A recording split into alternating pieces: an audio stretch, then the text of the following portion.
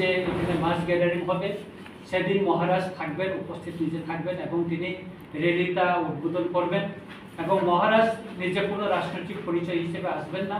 ওই র্যালিতে তিনি ত্রিপুরার ভূভাগেরা হিসাবে ওই দিন এখানে উপস্থিত থাকবেন। তিনি আজকে আমাকে কথা দিয়েছেন, গতকালও উনি কথা দিয়েছেন উনি থাকবেন আমাদের সঙ্গে, সবার সঙ্গে। তিনি সমাজের সব অংশের মানুষের সঙ্গে ওই দিন মিছিলে অংশ নেবেন। তাই আমরা সারা ত্রিপুরার সব অংশের জনগণকে আহ্বান করব, এটা নন পলিটিক্যাল নন রিলিজিয়াস একটা মুভমেন্ট, এটা জাতীয় স্বার্থে। কারণ মিনিস্টার অফ হোম অ্যাফেয়ার্স থেকে নোটিফিকেশন বাইরে হওয়ার পর আমরা লক্ষ্য করেছি মহারাষ্ট্রে ইতিমধ্যে সেখানকার গভর্নমেন্ট ইনিশিয়েটিভ নিয়েছে, গুজরাট গভর্নমেন্ট ইনিশিয়েটিভ নিয়েছে, দিল্লি গভর্নমেন্ট ইনিশিয়েটিভ নিয়েছে, হরিয়ানা গভর্নমেন্ট ইনিশিয়েটিভ নিয়েছে এবং উত্তর পূর্বাঞ্চলে আসাম রাজ্যেও ইনিশিয়েটিভ নেওয়া হয়েছে। এবং গতকাল আমি নিউজ দেখেছি যে স্পেশাল টাস্ক ফোর্স তামিলনাড়ুতেও গঠন হয়ে গেছে। কিন্তু ত্রিপুরায় আমরা অনুরোধ জানানোর পরেও, বিভিন্ন মেমোরিয়াম দেওয়ার পরেও আজ পর্যন্ত কিন্তু ত্রিপুরায় কোনো ইনিশিয়েটিভ নেওয়া হচ্ছে না। আমি কিছুদিন আগে গোমতী জেলার শাসক এবং শিবাজলা জেলা শাসকের সঙ্গে দেখা করি এবং ওনার কাছে জানতে চাই 6টা প্রশ্ন করেছিলাম। আপনারা মিনিস্টার অফ হোম অ্যাফেয়ার্স থেকে আসার নোটিফিকেশন আসার পর বা ডাইরেকশন আসার পর আপনারা কি কি ইনিশিয়েটিভ নিয়েছেন? উনি বলেছেন আপনার যে চিঠিটা দিয়েছেন আমরা তা লিখিত আপনাকে আমরা জবাব দেব, লিখিত আমরা আপনাকে খুব শীঘ্রই আমরা পাঠানো হবে। এবং এই পর্যন্ত যতটুকু আমরা জানতে পেরেছি এবং মহকুমার শাসক এবং পুলিশ এসপিদের সঙ্গে আলোচনা করে জানতে পেরেছি এই পর্যন্ত কোথাও ডিটেনশন ক্যাম্প করা হয়নি, কোনো ডিস্ট্রিক্টে আজ পর্যন্ত স্পেশাল টাস্ক ফোর্স গঠন করা হয়নি, রাজ্য এবং জেলা পর্যায়ে কিছু করা হয়নি। যারা এখানে বেআইনি অনুপ্রবেশ করেছে তাদেরকে শুধু ধরা হচ্ছে এবং তাদেরকে প্রসেসের মাধ্যমে কোর্টে পাঠানো হচ্ছে এবং কোর্টে পরে জেলে পাঠানো হচ্ছে, এর বেশি আর কিছু করা হচ্ছে না। তাই আমরা প্রতিবাদ জানিয়ে এবং মিনিস্টার অফ হোম অ্যাফেয়ার্স থেকে যে দিক নির্দেশনা এসেছে তার পরিপ্রেক্ষিতে আমরা আগামীকাল আগামী 7 তারিখ জুলাই আগরতলাতে আমরা রেডি করব।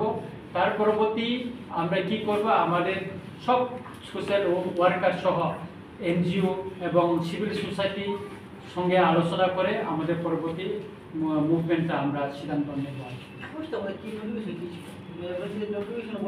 হ্যাঁ, নোটিফিকেশনটা আছে আমাদের কাছে, আপনারা নিতে পারবেন। নোটিফিকেশনে বলা হয়েছে 30 দিনের ভিতরে আপনার এখানে ইলিগাল মাইগ্রেন্টকে আইডেন্টিফাই করে তাকে রিপোর্ট করতে হবে, এটা স্পষ্ট বলা আছে। এবং এখানে ডিএমেরও একটা রুলস আছে, তাদের এখানে ডিটেনশন ক্যাম্প করা, এসপিদের পুলিশ এসপিদেরও একটা আছে তাদেরকে আইডেন্টিফাই করা যারা ইলিগাল মাইগ্রেন্ট, কিন্তু এখানে করা হচ্ছে না এখানে।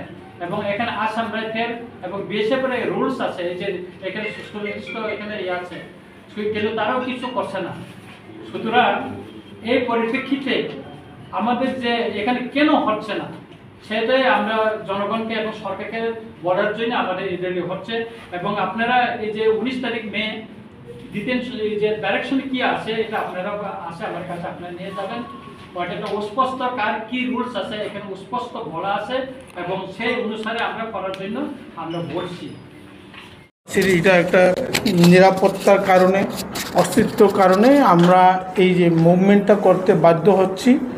প্রথমত যে আলোচনা আপনাদের থেকে এসছেন বা প্রশ্ন আকারে এসছেন, আমি দেখেছি যেসব এলাকায় বিশেষ করে বাইরে থেকে লোক এসছে, পার্বত্য চট্টগ্রামে আপনারা নিশ্চয়ই জানেন, আমাদের মাননীয় বিধায়ক অলরেডি উল্লেখ করেছেন যে নারকেলকুঞ্জ এইটা একসময় ত্রিপুরার ইয়াংদের অধ্যুষিত এলাকা। এইটা ডুমুর বান হওয়ার সময় এখানে চাকমারা ছিল, আমি নাই বলবো না, কিন্তু ছিল। এখন যারা আনারস বাগান আম বাগান করেছেন তারা সম্পূর্ণ অবৈধ অনুপ্রবেশকারী, চট্টগ্রাম থেকে এসছে। এবং বাংলাদেশ থেকে যখনই আমাদের ওসি সাহেবের সঙ্গে আমি দেখা করেছিলাম, ওসি সাহেব যখন যেসব লোকগুলোকে ধরে নিয়ে আসেন দলে তারা আধার কার্ড দেখাই দেয়, তাদের ভোটার কার্ডও দেখাই দেয়। এইটা এরকম হয়, যার কারণে গন্ডাছড়া সবচেয়ে বাংলাদেশি দোকান, চট্টগ্রাম থেকে দোকান তারা দাবল এই সিটিজেনশিপ নিয়ে রয়েছে।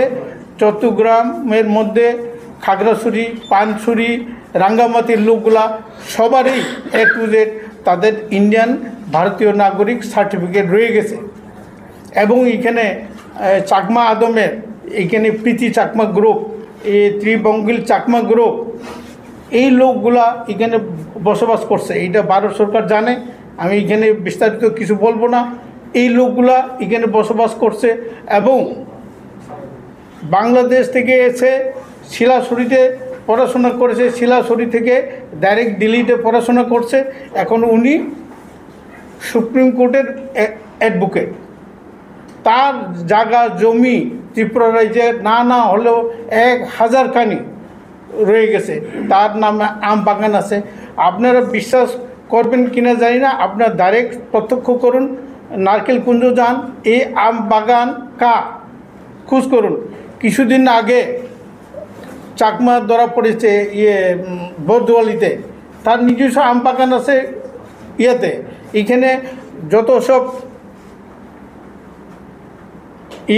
গুলমাল বা বন্দুক এইসব নিয়ে আছে ধরা পড়েছে কে? প্রায় চট্টগ্রাম থেকে আসা কিছু অংশের লোক। আপনারা এটা আমার থেকে ভালো জানবেন। আপনারা ধর্মনগরে ধরা পড়েছে পিস্তল সহকারে। এটা তো সব এইসব লোকগুলা ত্রিপুরা রাজ্যে শান্তির শৃঙ্খলা নষ্ট করছে। এখানে আগরতলা শহরে আপনারা দেখেছেন পুরা আগরতলা চতুর্দিকে বিস্তৃতভাবে কিছু চট্টগ্রামবাসীর লোক বসবাস করছে। তার জামাই খাগড়াছড়ির অফিসের একজন PA কাজ করছে। डिटेंशन के बनाया, स्पेशल टास्क फोर्स बनाया, कोई जगह का ऑपरेशन तो नहीं हुआ। तो गुजरात में तो हुआ, दिल्ली में भी हुआ, अपना महाराष्ट्र भी हुआ, तमिलनाडु में स्पेशल टास्क फोर्स गठन किया। त्रिपुरा में क्या किया? त्रिपुरा में जो इलीगल दिल्ली आता है बांग्लादेश बॉर्डर क्रॉस करके उनका पकड़ता है, बाकी तो कुछ नहीं हो रहा है। कहाँ पा रहा है? मुख्यमंत्री जी आप बोलिए ना, आपने क्या? हम संतुष्ट नहीं तो इसलिए तो हम रैली कर रहा हो 7 तारीख जुलाई में। तो आप क्या चाहते हैं सेंट्रल गवर्नमेंट इसमें दायित्व ले? আগরতলা শহরে একটা বড় র্যালি আমরা করতে যাচ্ছি। এই র্যালিটা হবে সম্পূর্ণ রাজনৈতিক এবং দরবার বিক্রি নয়, এটা সম্পূর্ণ আমরা রাজনৈতিকভাবে আমরা এই র্যালি করতে যাচ্ছি। আজকে আমাদের এই সাংবাদিক সম্মেলনে উপস্থিত আছেন আমাদের কাউন্সিল অফ তিতাসা foreign convener sir Birendra Tripura, Debbarma বসং থেকে উপস্থিত আছেন প্রেসিডেন্ট স্যার মহানন্দ দেববর্মা, আমাদের ভাইস প্রেসিডেন্ট অমরদীপ দেববর্মা এবং আমাদের সোশ্যাল ওয়ার্কার অসিত দাস এবং আমাদের সোশ্যাল ওয়ার্কার আশিরাম মিয়া, সুরম দেববর্মা সহ অন্যান্যরা এখানে উপস্থিত আছেন। ওই দিনে